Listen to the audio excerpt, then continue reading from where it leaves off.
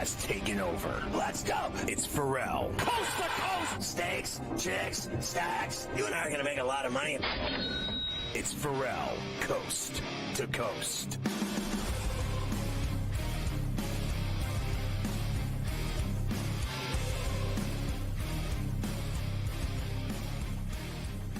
It's Ferrall on the bench, coast to coast in the biggest way possible. Hanging out the bad seat, the burgundy, the bad apple with a bad attitude. We are live in New York City, the Big Apple. Ooh, people dressed in plastic bags, directing traffic, some kind of fucking shake it up, shadooba. Along with the Tutty and Tater King, put it with the golf guru, the founder of the ILC podcast, and the rights holder of the Sheet of Integrity. Carver High this afternoon, ladies.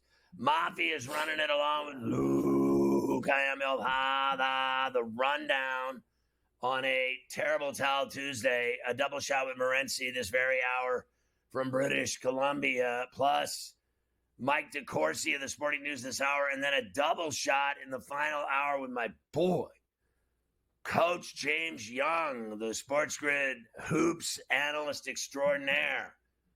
Carver High, I was watching with you yesterday, the TGL.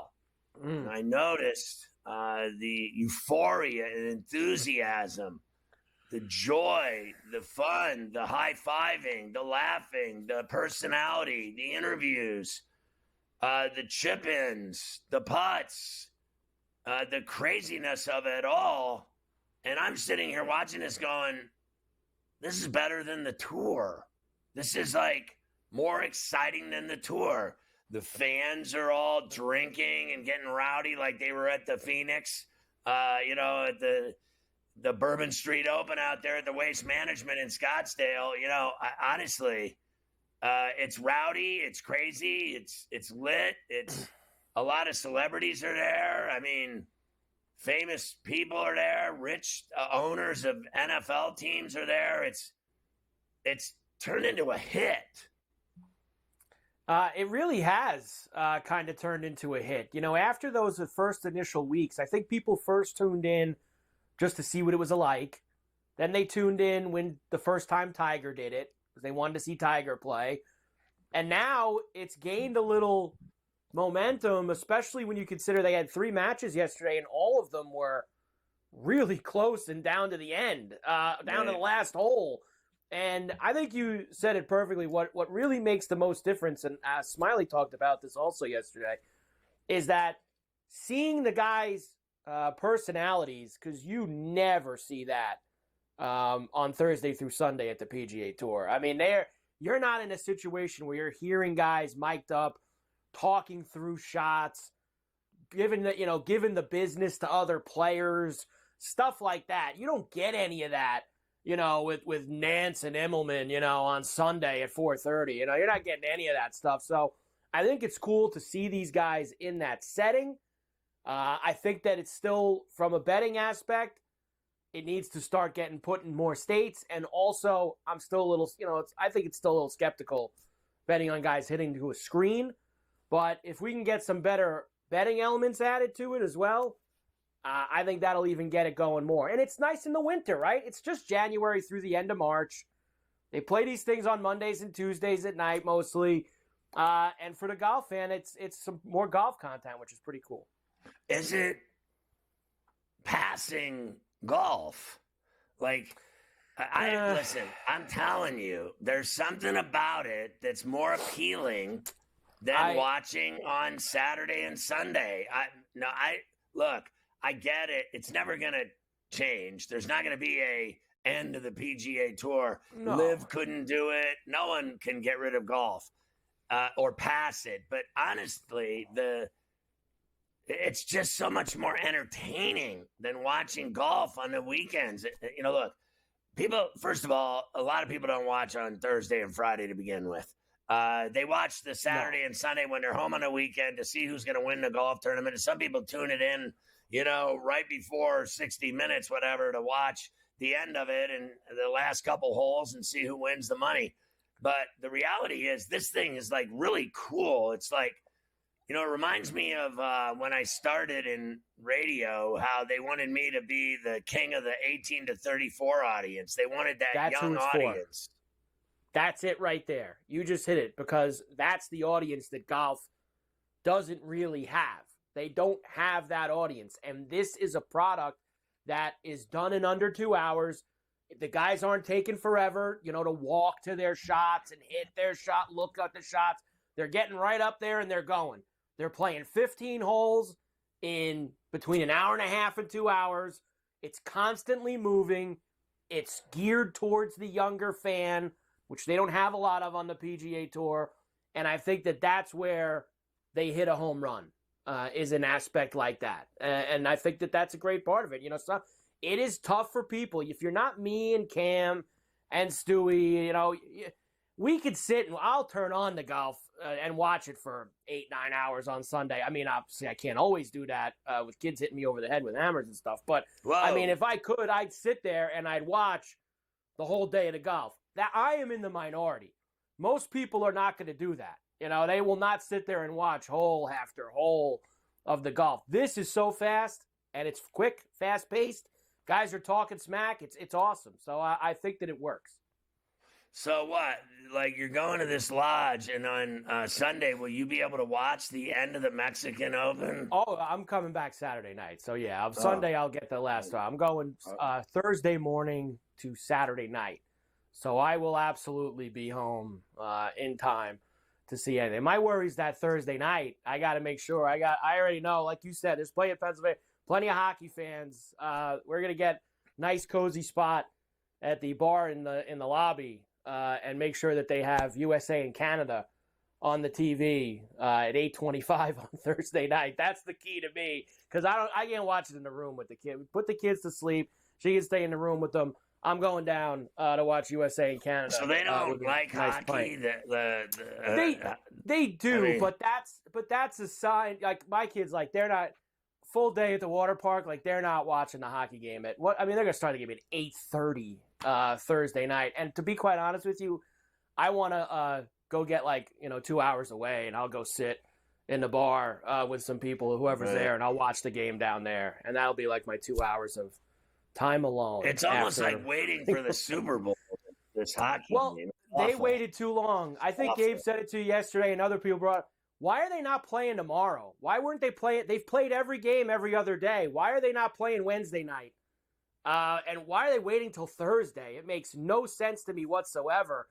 And now you've got all these injury problems for the United States. You got both Kachuk brothers banged up. I know they say they're playing. McAvoy's finished. He's not going to play.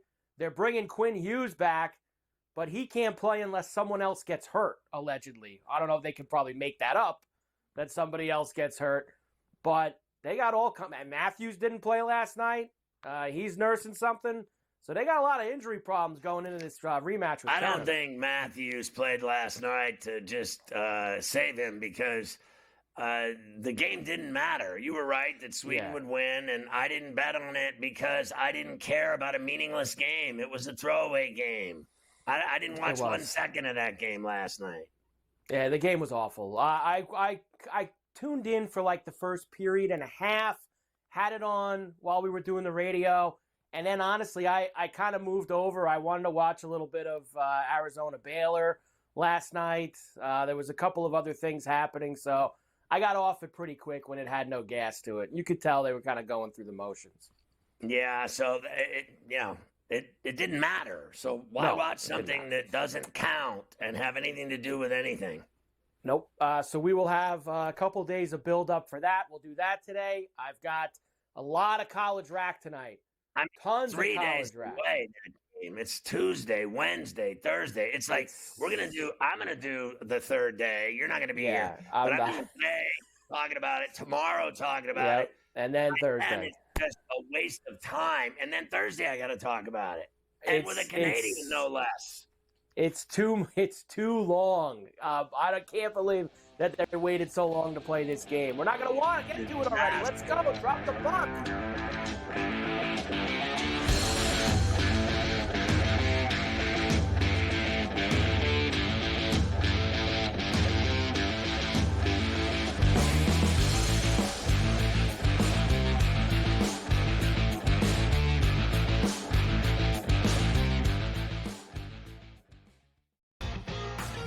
slow play drumbeat grows louder and louder every week, to the point now that they're making overt references to it on the broadcast. So there's plenty of other guys that have to get faster. Tom definitely is more deliberate in his conversations, always has been since he's been on tour. I just think about Joe Scover and when those two started working together, how their conversations always seem to just keep on going and going. The Smiley Show, only on SportsGrid. At some point, these 80s are going to learn we don't need to hire ex-NBA guys. I need guys with college experience who's gone out and recruited, who know how to develop talent. NBA guys with no college experience don't work in college basketball. I understand they run NBA-style offenses, but it doesn't mean they can run college programs. Betting above the rim, only on SportsGrid. In a short format tournament like this, like the Olympics, now this is even smaller, only 4 teams. Who's got the best goaltending? Over, you're talking 3 round robin games and then a knockout with 4 teams. So you're playing 5 games. I'm not sold yet, Mike, on the USA stuff, on the merch, but I think I'm sold on the USA at least being in the final. Only on SportsGrid. Patino himself, in a clip that we just played, said basically the stats are not backing up the team's wins. St. John's is offensive glass. That's where a lot of opportunities for St. John's came from. St. John's does not shoot the basketball well. It might even be fair to say they shoot it poorly. They were 3 of 16 from deep last night. But it doesn't seem to matter to them. Newswire. Only on SportsGrid.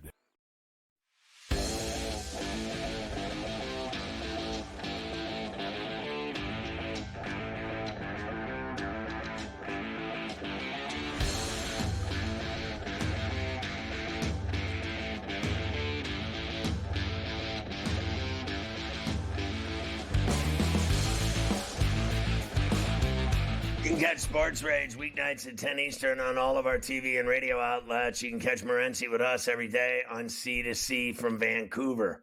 I want to start with this because I've been beating a dead horse with this hockey tournament. And, today, tomorrow, Thursday, it's, Thursday night. So, it'll be 4 days in a row that we've talked about it. I get it. And I'm as excited about it as you are, but I can't just keep talking about the same thing over and over and over again without smashing my face through a mirror. So I want to start with Vladdy with you. It's amazing to me that this team that you know well and that has been dying to sign anyone that's a superstar in baseball over the last few years. And then they have their superstar right there, right in front of their face. And they're willing to give Ohtani or anybody else all kinds of money. And then when it comes to the star that's been busting his ass and being the guy and face of that franchise, it's as bad as the treatment that they gave Alonso in New York, but they gave him a deal. I can't believe what's happening with Vladdy and the Jays. And he gave them a warning, Scott, about let's get this done before spring training. I don't want to deal with this once the year starts. And the Jays just refuse to move. And as you stated, is Vladimir Guerrero Jr. perfect? No. But at the same point in time, he is one of the best players in the game. He is only 26 years old, guys. It feels like he's been around for a while. He has been. He's only 26 years old. All right, so he's got the prime of his career coming up. He's the perfect player to sign to a 10, 12-year deal, Scott. You know what I mean? A lot of these deals that you sign, you're getting guys, all right, they're going to be 42 at the end of this or whatnot, and you're really signing them for the first 5 years of the production. Right. With Vlad, you know what?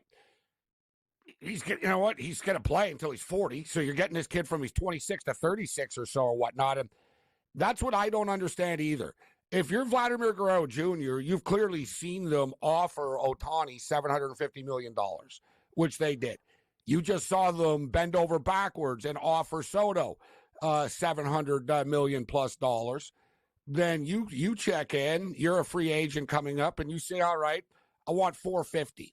That's the number that Vlad and his camp put on the table.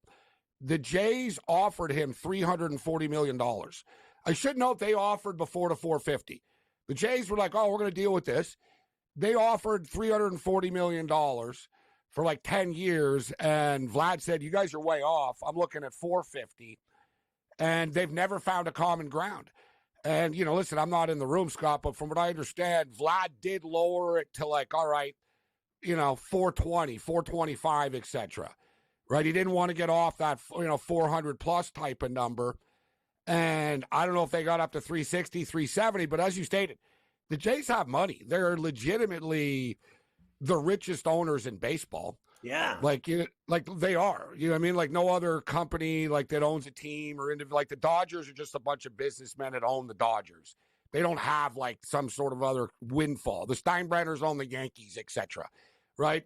Carl Pohlad in Minnesota is a really rich dude. Steve Cohen, obviously. But like the Jays are right there, Scott. Rogers. Like Rogers is one of the biggest corporations in the world. They have the money.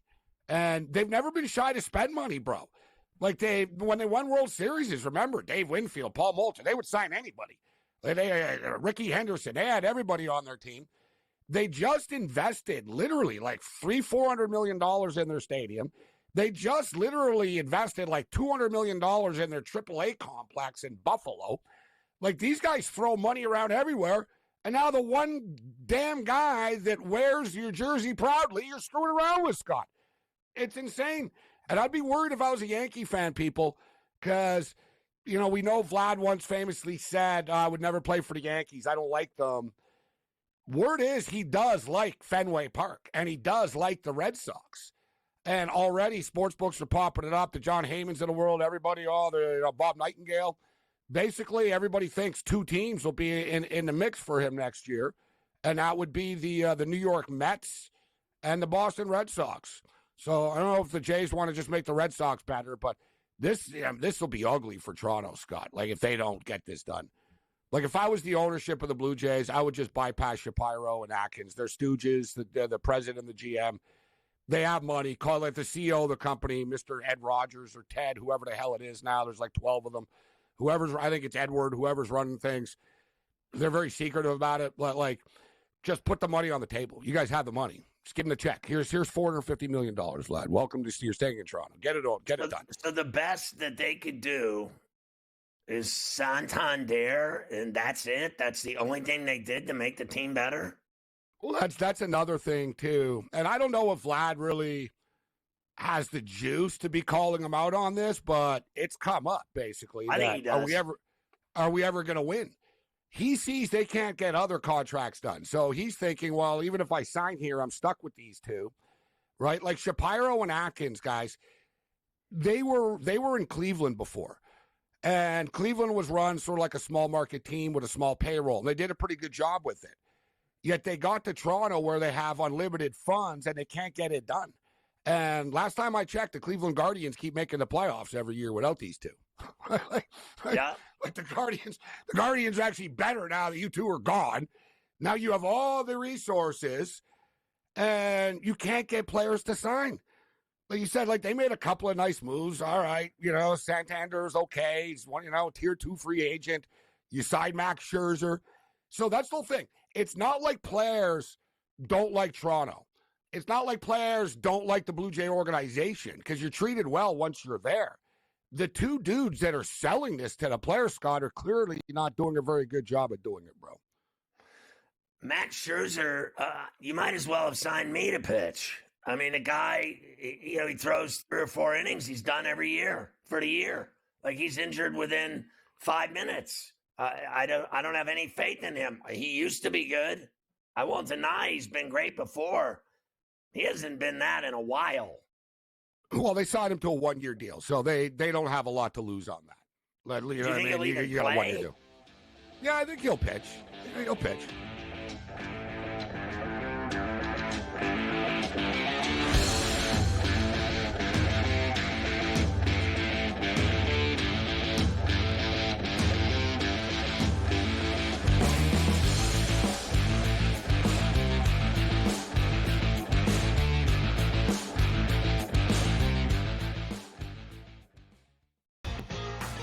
slow play drumbeat grows louder and louder every week to the point now that they're making overt references to it on the broadcast. So there's plenty of other guys that have to get faster. Tom definitely is more deliberate in his conversations, always has been since he's been on tour. I just think about Joe Scavern, when those two started working together, how their conversations always seem to just keep on going and going. The Smiley Show, only on SportsGrid. At some point, these 80s are to learn we don't need to hire ex-NBA guys.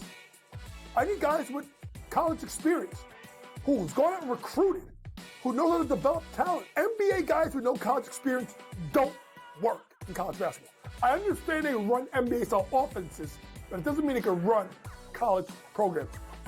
Betting above the rim, only on SportsGrid. In a short format tournament like this, like the Olympics, now this is even smaller, only 4 teams, who's got the best goaltending? You're talking 3 round robin games and then a knockout with 4 teams. So you're playing 5 games. I'm not sold yet, Mike, on the USA stuff, on the merch, but I think I'm sold on the USA at least being in the final. Only on SportsGrid. Patino himself, in a clip that we just played, said basically the stats are not backing up the team's wins. St. John's offensive glass. That's where a lot of opportunities for St. John's came from. St. John's does not shoot the basketball well. It might even be fair to say they shoot it poorly. They were 3 of 16 from deep last night, but it doesn't seem to matter to them. Newswire, only on SportsGrid.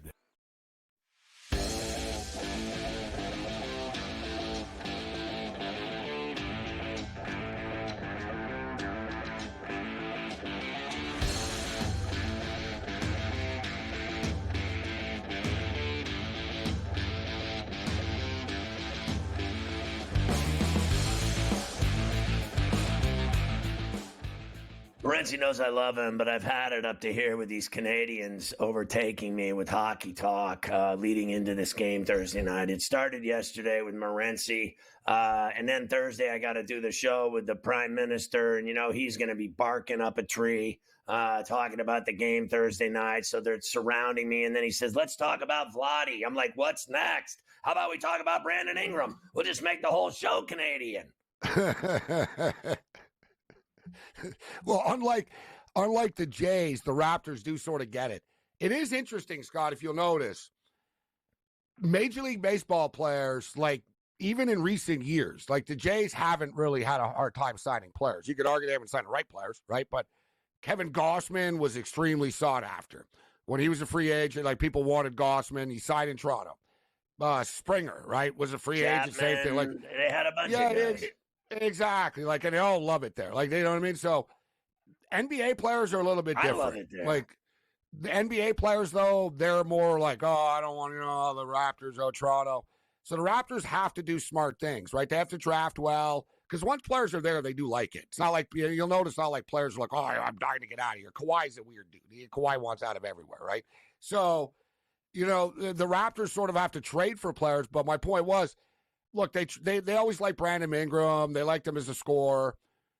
They signed him, and what did they do, Scott, right away? They just gave him a 3-year contract extension, right? You know what I mean? Was it ideal? No, or whatever. You got $120 million, but they have a player now that won't complain. Like, they were able to get a guy, and that was sort of the point with Toronto.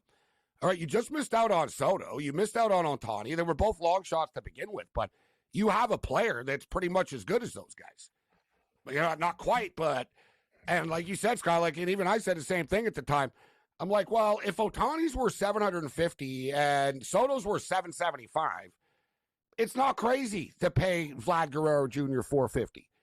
The kid's going to hit 35 home runs every year for the next 10 years, all right? That's right. You got to pay for this stuff. Like, you got to pay. I don't, you know what I mean? He's 375, not 450. So what, you're going to blow this up over $2-3 million a year? Which sometimes we see teams do. It's just stupid. And I think he's going to end up on another team. And Bo Bichette, Scott, already wanted out of Toronto. He's already sick of it. Like, it's not the city and stuff, but he doesn't like the team. He doesn't like the, He's just done with it. And he didn't have a good year last year, so he needs to play better this year. But for baseball bettors, I would be looking at the Blue Jays season win total to the under. I just don't see how this thing's going to turn around from a positivity standpoint. So the Raptors signed him, Ingram, and gave him the $120, and he's going to get $40 million a year. When I saw that starting five with him injected into it, I think they're relatively legit. They've been pretty good, Scott. They're better than their record. Like, if you watch them play, they went on a nice little run. They're a freaking covering machine. They cover numbers all the time. The problem with the Raptors has been they've never really had their guys on the floor at the same time. But when they do, as you stated, you got Quickly, you got Barnes, you got Ingram, you got Barrett, you got, Grady Dick scoring 15 points a game this year, guys, in his second year in the league, man. He's going to be good, this kid. Like, give him a couple of more years. He's going to be good, Grady Dick. I think they're a play-in team next year, Scott, / playoff team, if they're able to stay healthy. Scotty Barnes is really, really good when he's healthy. But, if ends and candies are butts, they got to stay on the court. So tonight, college basketball. Yeah. Illinois have beaten Wisconsin 9 straight times. Pretty wild. They've literally beaten them 9 straight times, yet, they've got injuries that just keep mounting up on this Illini team right now. Yeah, and they're only 3-3 straight up in their last 6 games. I liked this Illinois team earlier in the year, but they've just had too many injuries. And now they got another kid out. They just lost another player. I like the Badgers. A little bit of payback tonight, Scott. It's a dangerous Badger team. I like Badger games to go over the number. We're going to play the number here over in Wisconsin and Illinois tonight. Izzo and Purdue tonight, it's more of a gut feel, Scott, but I think Purdue cover. These Big Ten games, man, they always just come down. They're 1-point games, 2-point games. I know we're laying with Wisconsin tonight, but I lean with Purdue plus the 3.5. I like the over to Purdue Michigan State game, and you got Texas A&M at Mississippi State. I think Mississippi State gets it done money line on their home court tonight, Scott. So they're going to win outright at Stark Vegas against the Aggies. There's tons of great games tonight. I agree with you about the Wisconsin Badgers. They had a huge 10-point win at Mackey over the weekend. They seem to own Purdue the way Illinois owns them. And you're right, Illinois' lost players left and right. I think the last guy, wrist, he's done. Underwood announced it over the weekend. So I like give the me Badgers BYU well tonight too, Scott. Oh, and BYU. BYU.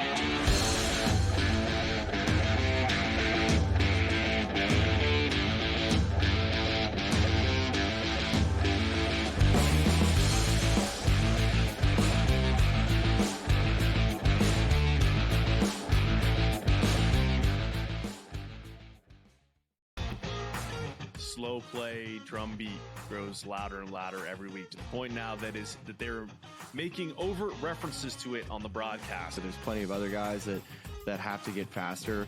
Tom definitely is more deliberate in his conversations, always has been since he's been on tour. I just think about Joe Scavern, when those two started working together, how their conversations always seem to just keep on going and going. The Smiley Show, only on SportsGrid. At some point, these 80s are to learn we don't need to hire ex-NBA guys.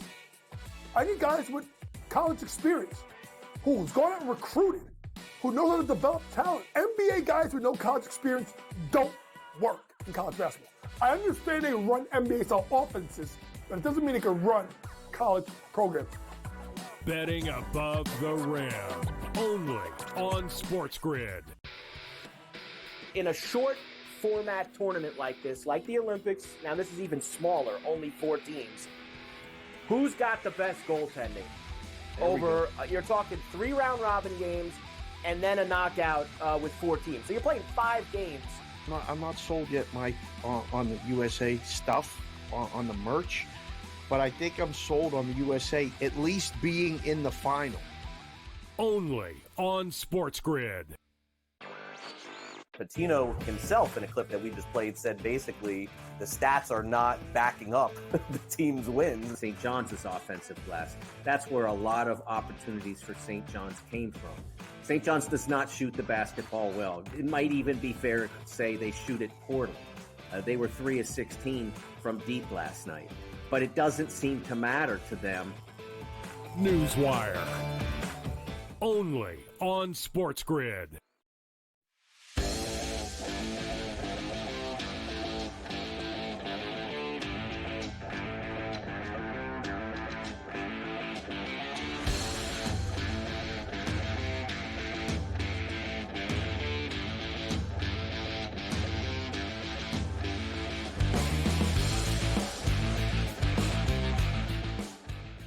Nobody does it better than Mike C when it comes to writing or when it comes to basketball. And you can watch Fox on the weekends, and they're constantly showing his last four in, his own, bracketology. And then, he's on Big Ten Network on the Take for My Hoosiers. And then the luxury that we have is that we have him on every Tuesday on Coast to Coast so we can break it down with him. Mike, good to see you.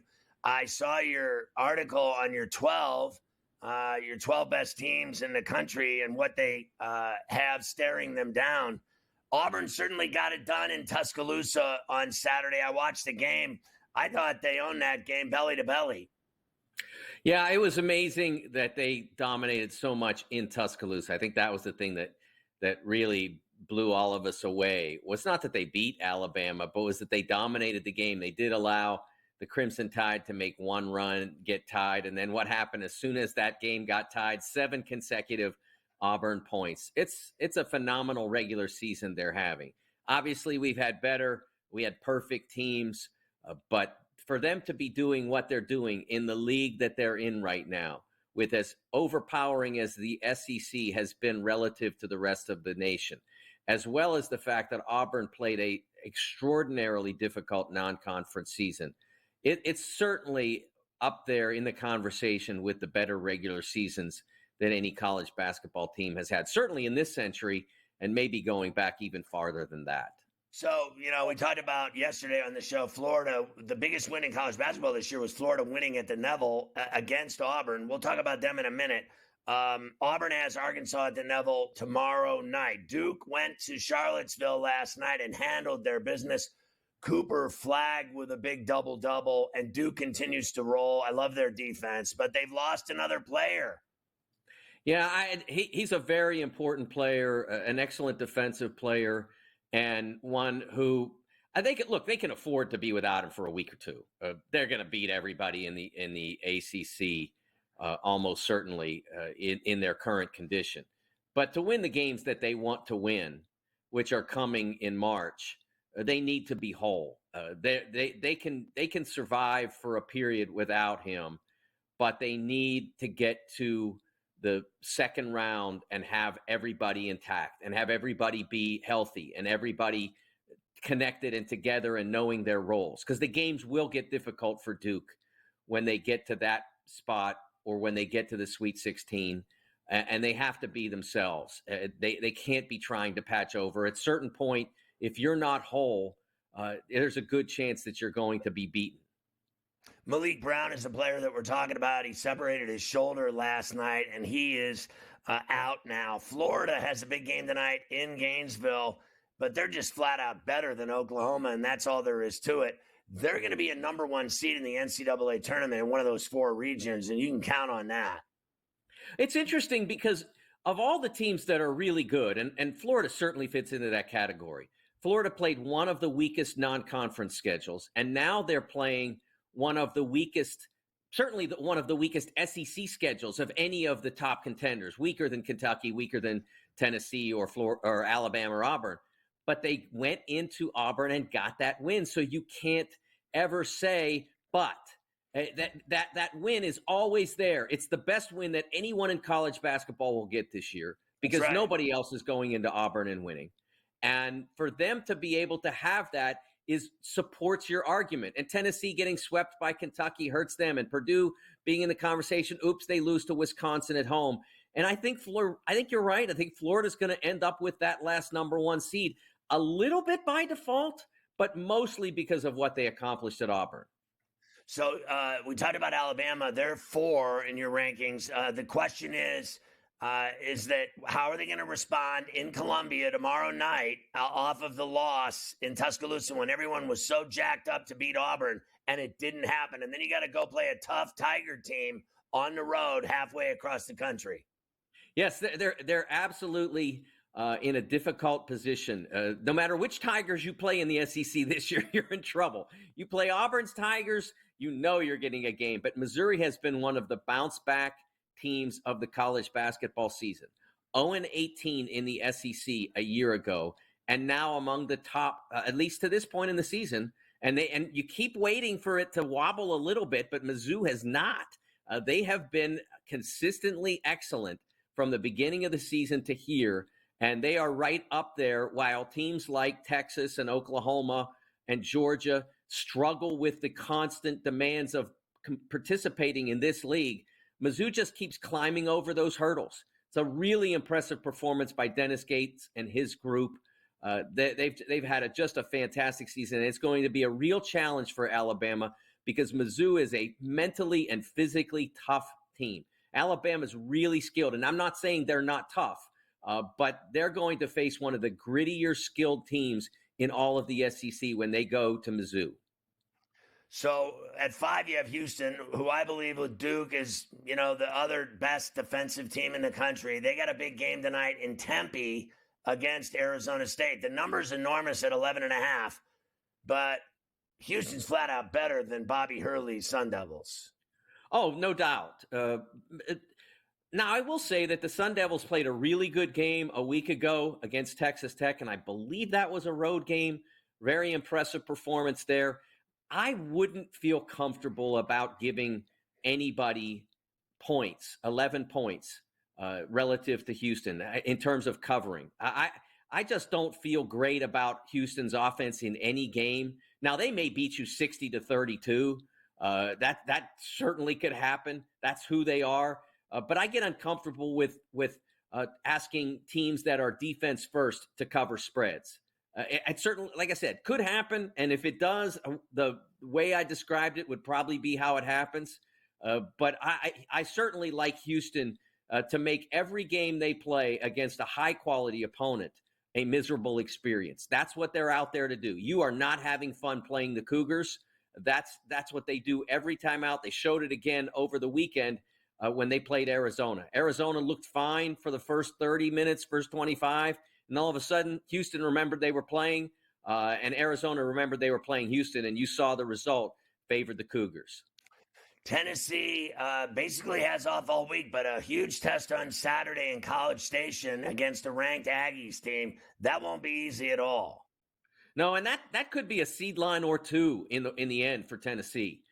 They need to make up for that Kentucky sweep, and that's a way to do it. A&M's terrific. And it certainly isn't easy to win in College Station, but that's a game that right now Tennessee needs really badly because they were at one point the team that would have had that 1 seed that Florida will probably wind up with, and now they're losing their grip a little bit on it too.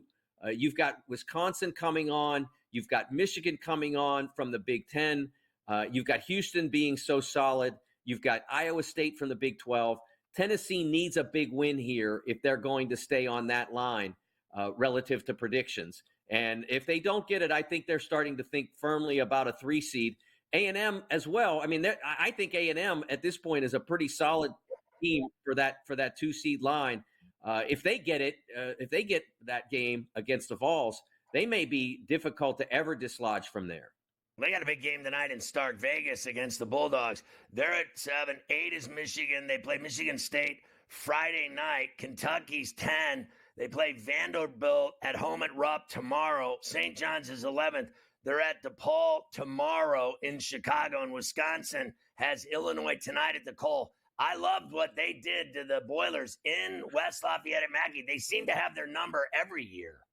They did a great job in that game, really attacking the rim, especially scoring on 2-point goals. It didn't have to be about shooting from deep. Purdue does not have that shot blocker they had with Edey a year ago, and it's something they miss. Even in games they win, they'd love to have someone like that. All right, Mike, fabulous stuff. Keep rooting for the Hoosiers, even though they stink, and they wore volleyball uniforms in their last game. It was embarrassing. Bob Knight was rolling in his grave.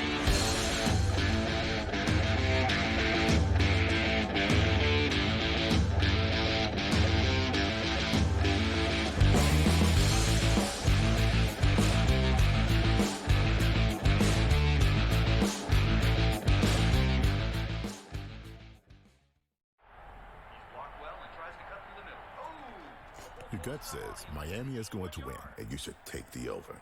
Your gut also said your NFT selfies would only go up in value. They didn't. But your head is on SportsGrid and knows the QB is in concussion protocol. The backup has a 45 QBR against the zone coverage. the New York team has the most sacks in the league. So yeah, trust your head. It's smarter to be on SportsGrid. Anyone that's been to a sporting event, the atmosphere before a game, I think Game Time Decisions has that same exact atmosphere. This is our arena. This is what we do. There is going to be an energy to Game Time Decisions that you will feel night in and night out. The excitement you get when you lock your bets in, when you're figuring out what you want to do, we can zone in on the biggest games each night. I want this to be the place that people come to before the games start so they feel as ready as possible to lock in their cards. We are going to hit every single one of those markets that you need to know about. We're going to go through every single thing, and I've got a great team behind me that's going to help me get the job done. There is not going to be a better place, I promise you, than Game Time Decisions to get that new information, react to it, and be able to then bet accordingly. We will have everything at our disposal, and we will use that to our advantage. I'm Kevin Walsh. Tune into Game Time Decisions from 6 to 8 p.m. Eastern on SportsGrid. The two guys that can do it all. Too much electricity this morning. This is a good time. We're having a lot of fun. I had to do a triple take. Ka-ching! Why? Because of parity. I didn't mean to offend. Yeah, it's not going to happen. Load management is a dirty word. Let him rip. You know what? Circumstances provide the results. What? How do you do this once? Oh, Donnie, you got such a good show there. A network that is booming. The Early Line, only on SportsGrid.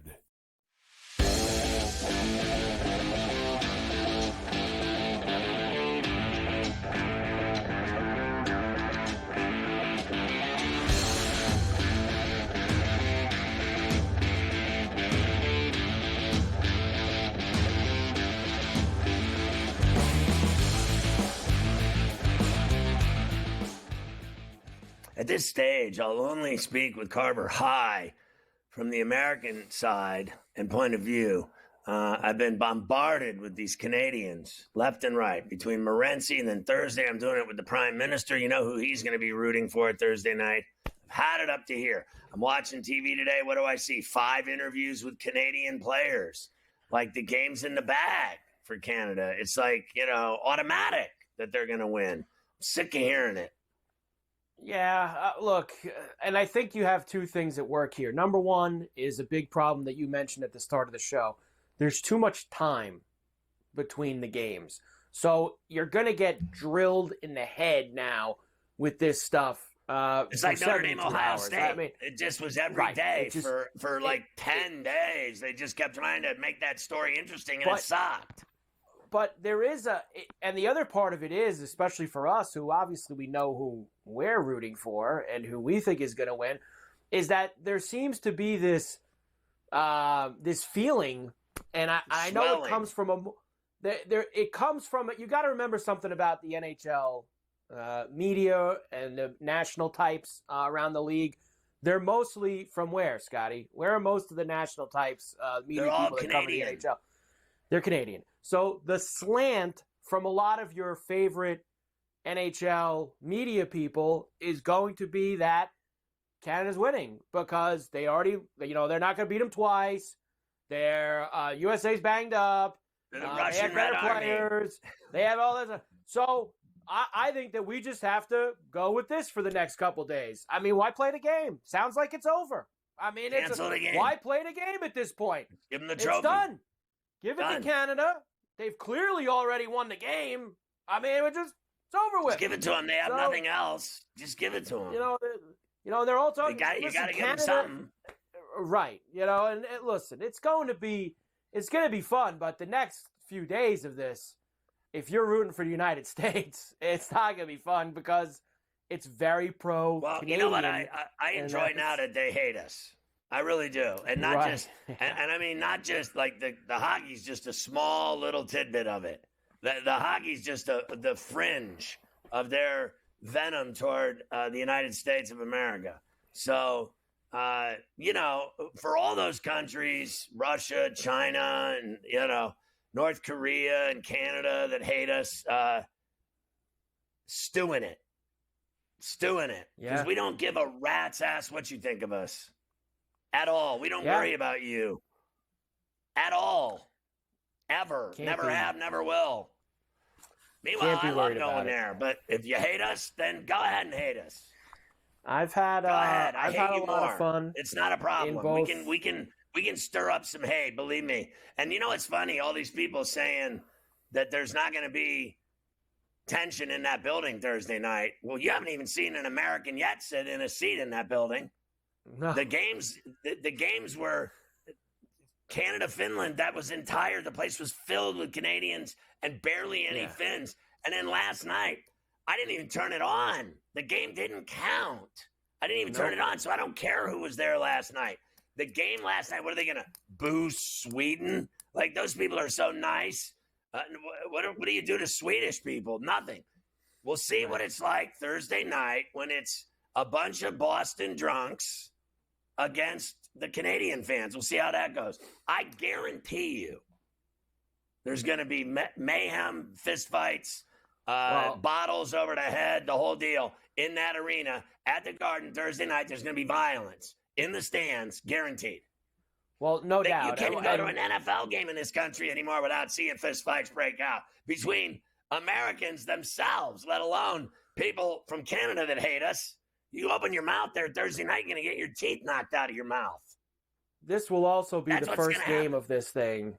The first game in this week-long thing where Canada is going to be hearing it from the crowd. They have had the crowd support in every game they have played so far. That the two ends. games in Montreal and the afternoon game that, like you said, there was no Americans involved. They were all Canadians at that game against Finland.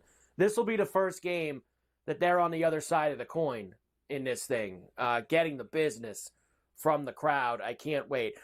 Brady Tkachuk did leave that game last night. Now, all of stories today are that both the Tkachuks are fine and that they're going to be good to go on Thursday night. No McAvoy. He's finished. Upper body injury that he suffered, I guess the other night, Scotty, on Saturday. But the Bruins had to make a statement. He's not playing anymore, and probably He's isn't not playing when the Bruins come back. So that's unfortunate for them. Matthews didn't. Let's stop acting like he's Guy Lafleur. Honestly, McAvoy's a good player. He's a not good Guy player, Lafleur, but he's a good player. Let's stop with. I mean, like you would have thought Mario Lemieux broke his leg. The way I've been hearing about McAvoy. Jesus Christ, calm down.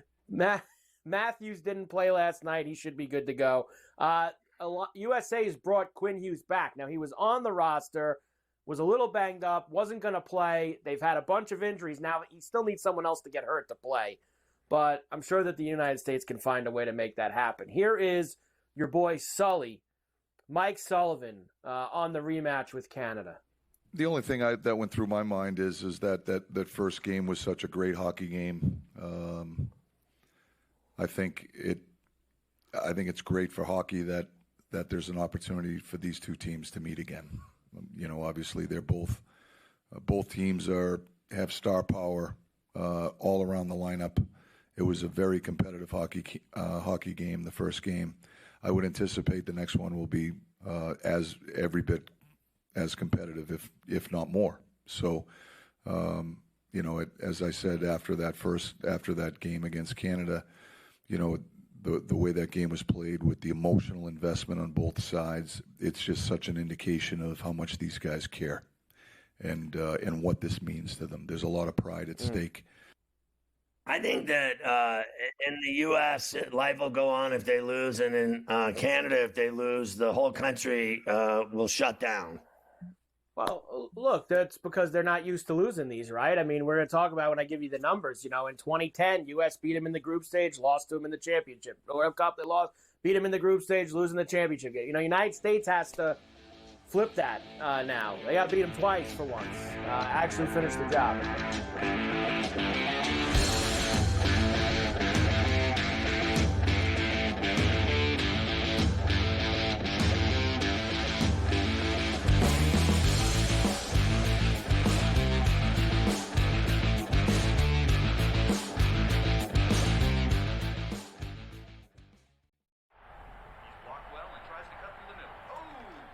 Your gut says Miami is going to win, and you should take the over. Your gut also said your NFT selfies would only go up in value. They didn't. But your head is on SportsGrid and knows the QB is in concussion protocol. The backup has a 45 QBR against the zone coverage. The New York D has the most sacks in the league. So yeah, trust your head. It's smarter to be on SportsGrid. Anyone that's been to a sporting event, the atmosphere before a game, I think Game Time Decisions has that same exact atmosphere. This is our arena. This is what we do. There is going to be an energy to Game Time Decisions that you will feel night in and night out. The excitement you get when you lock your bets in, when you're figuring out what you want to do, we can zone in on the biggest games each night. I want this to be the place that people come to before the games start so they feel as ready as possible to lock in their cards. We are going to hit every single one of those markets that you need to know about. We're going to go through every single thing, and I've got a great team behind me that's going to help me get the job done. There is not going to be a better place, I promise you, than Game Time Decisions to get that new information, react to it, and be able to then bet accordingly. We will have everything at our disposal, and we will use that to our advantage. I'm Kevin Walsh. Tune into Game Time Decisions from 6 to 8 p.m. Eastern on SportsGrid. The two guys that can do it all. Too much electricity this morning. This is a good time. We're having a lot of fun. I had to do a triple take. Ka-ching! Why? Because of parity. I didn't mean to offend. Yeah, it's not going to happen. Load management is a dirty word. Let him rip. You know what? Circumstances provide the results. What? How do you do this once? Oh, Donnie, you've got such a good show there. A network that is booming. The Early Line, only on SportsGrid.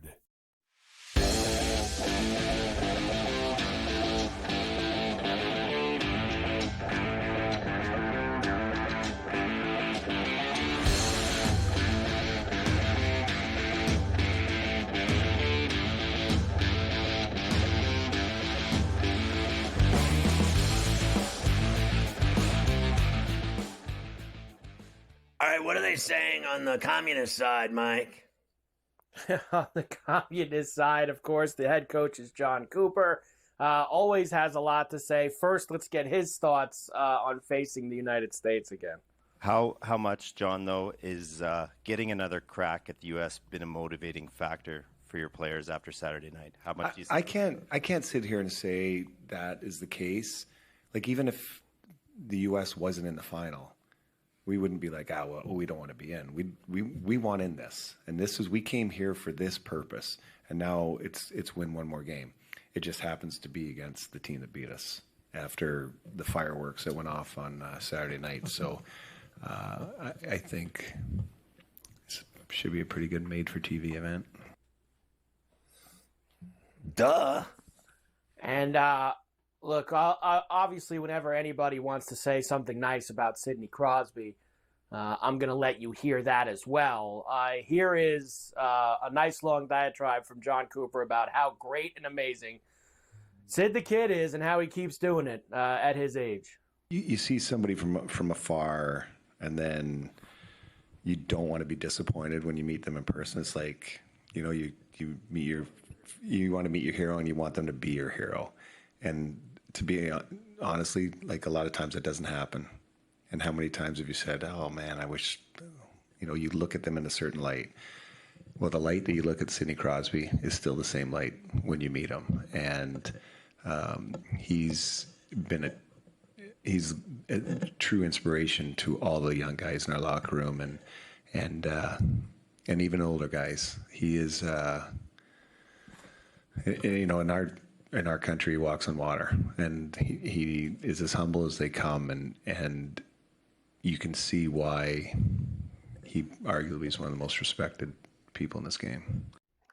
So obviously I know him, and I've interviewed him a million times, and I think that a lot of it comes from, well, obviously his parents and his youth in Nova Scotia, whatever. I think that Cole Harbour, where he grew up, right? And so I think a lot of the pro side of it came from Mario Lemieux. You have to understand, when they drafted him, he lived with Lemieux and his family and, his wife and kids. And that's where he started his career. The first couple of years he lived with Mario. And I think Mario taught him how to be a pro and how to act. And I think he already came from that kind of rearing. And I think it only got more compounded. And I think that he took it to another level as a pro. The longer he played, the more important he got. Now, the one thing that stands out to me about him, and I think you'll see this is true, is that if you look at him now at 37, whatever, no one touches him. He's God in the NHL. He has become Wayne Gretzky. No one ever hit Gretzky in his last 10 years in the league. Ever. You weren't allowed to hit him. You just weren't. He was the entire sport. And so he skated around freely doing whatever he wanted. At the beginning of Crosby's career, people wanted to kill him because they were like, this guy, who does he think he is? And then they gave him concussions and everything else. And then once he became brilliant and started winning Stanley Cups, 1, 2, 3, Olympic gold, World Cup, then it was over. They never touched him again. You know that's true, Mike. No one ever hits him. And I, frankly, don't think they should. I think the guy should be able to finish his career like, Ovechkin's way more physical than Crosby is. Ovechkin's a hitter. He's a forechecker. He's a sniper. And I think that Sid, for my money, is more of a playmaker and a great shot. He's got a great shot that goes in, but he's more of a playmaker, in my opinion, and he should just be left to his own devices. So, frankly, and I know this sounds soft, but let him end his career healthy and brilliant, and let him be who he is. He's the greatest player of the last 20 years with Ovechkin, without a doubt. And I think that that's who he is. And people love him. He is that cool. Like, I know him, and he is that cool. He is what you see. There's no phony bones in him. He's exactly the way he comes across. And he handles all the responsibilities of being the biggest star in the league with a smile on his face. You think he wants to meet all these people and shake all these hands and go to these families' houses and give them season tickets and take pictures with babies? People get sick and tired of that stuff. He does it without ever complaining or anything ever once. He's just as pure as gold. He really is.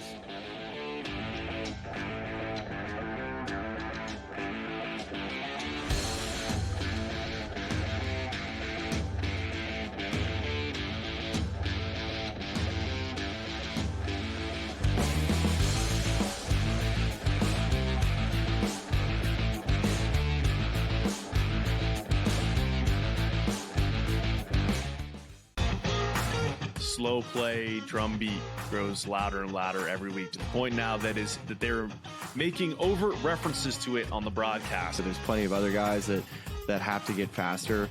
Tom definitely is more deliberate in his conversations, always has been since he's been on tour. I just think about Joe Scavern, when those two started working together, how their conversations always seem to just keep on going and going. The Smiley Show, only on SportsGrid. At some point, these 80s are to learn we don't need to hire ex-NBA guys. I need guys with college experience who's gone out and recruited, who know how to develop talent. NBA guys with no college experience don't work in college basketball. I understand they run NBA-style offenses, but it doesn't mean they can run college programs. Betting above the rim, only on SportsGrid. But if it ends up being 1 versus 2, which seems likely because the Cavs had a 5.5 game lead over Boston, the Celtics 3 games clear of the New York Knicks. They're not unstoppable, not running away with everything, but for them to blow a 5.5 game lead on the backstretch in the NBA, already being a quality team outside of disastrous injuries, I don't buy that at this time. The early line, only on SportsGrid. Patino himself, in a clip that we just played, said basically the stats are not backing up the team's wins. St. John's offensive glass. That's where a lot of opportunities for St. John's came from. St. John's does not shoot the basketball well. It might even be fair to say they shoot it poorly. They were 3 of 16 from deep last night, but it doesn't seem to matter to them. Newswire, only on SportsGrid.